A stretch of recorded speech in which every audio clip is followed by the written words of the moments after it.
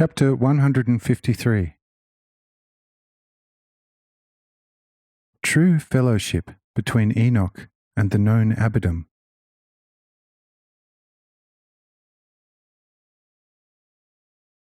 Following this speech by Abidim, the known, all were even more amazed, and no one had an answer for him. After a while, Enoch rose, gave Abidim his hand, and said, "Truly, most beloved brother Abidim, it would surely not be against divine order if sometimes the children rose before the wise, as true preachers of wisdom, and set right the various follies of the teachers who imagine themselves so extremely wise. You have now removed a great burden from my heart. How happy and serene in God could I already often have been if your words had reached my ears earlier. Therefore, it will remain true forever. What the Lord, our most loving Father, has withheld from the wise, He gives in abundance to the weak and the children." Yes, it is so true. The explorer of God is an idle offender and a great fool. He goes to no end of trouble, while the little children, happily and carefree, receive from the hand of the Holy Father the precious bread of the true everlasting life with joy and gratitude. Oh, how great is men's folly!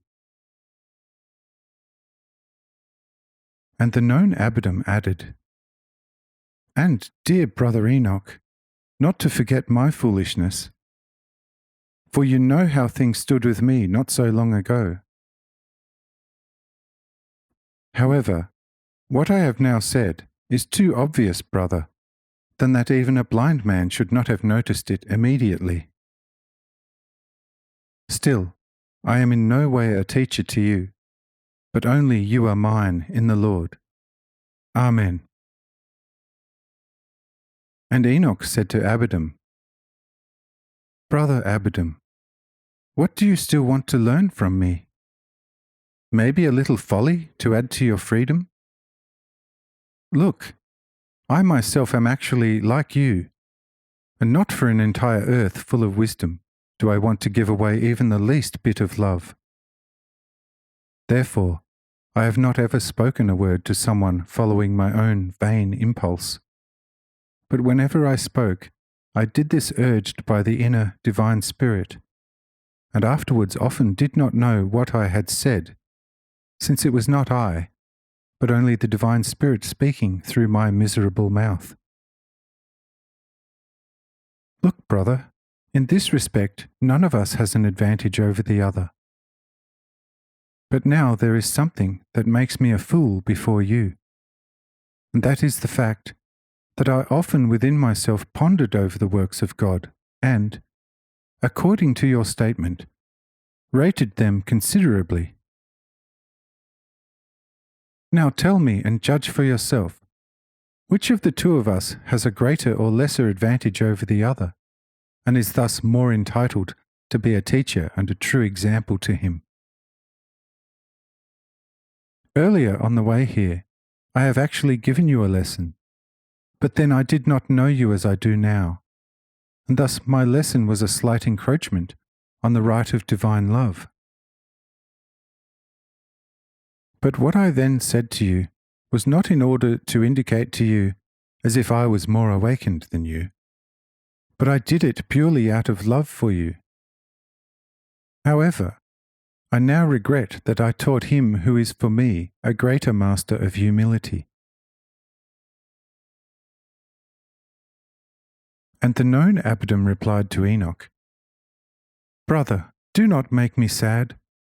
I am only cheerful on the lowest rung. When you begin to raise me only a little bit, my happiness vanishes. For look, it is my nature that only the greatest lowliness gives me bliss. Why should one brother elevate the other above him for no apparent reason? Brothers shall remain brothers to each other, If one lacks something, the other shall with his reserve hurry to his aid, and vice versa, so that none of them has an advantage over the other. What is the use of it if one brother, most likely allowed by the Lord for the benefit of the brother, brings out of his heart a somewhat better word, and the other one, because of that, begins to almost idolize him? So do remain my dear brother Enoch, and give me as a brother always willingly from your abundance, when you see that I lack something. And do not regret what you have given to your brother, and I shall do the same. If then all will act like that it will hardly ever come to a quarrel between the brothers, and I firmly believe that such an attitude among brothers has been founded deep within divine order already from eternity. And so let us remain henceforth and forever. Amen. Enoch was moved to tears, embraced Abiram, gave him a brotherly kiss, and said, "Yes, brother in the Lord, and all the love out of him, you have felled a tree with one cut. How simple and yet how divinely true your words are, and they will remain so in eternity. And so let all of us remain, not only temporarily, but also eternally. Amen."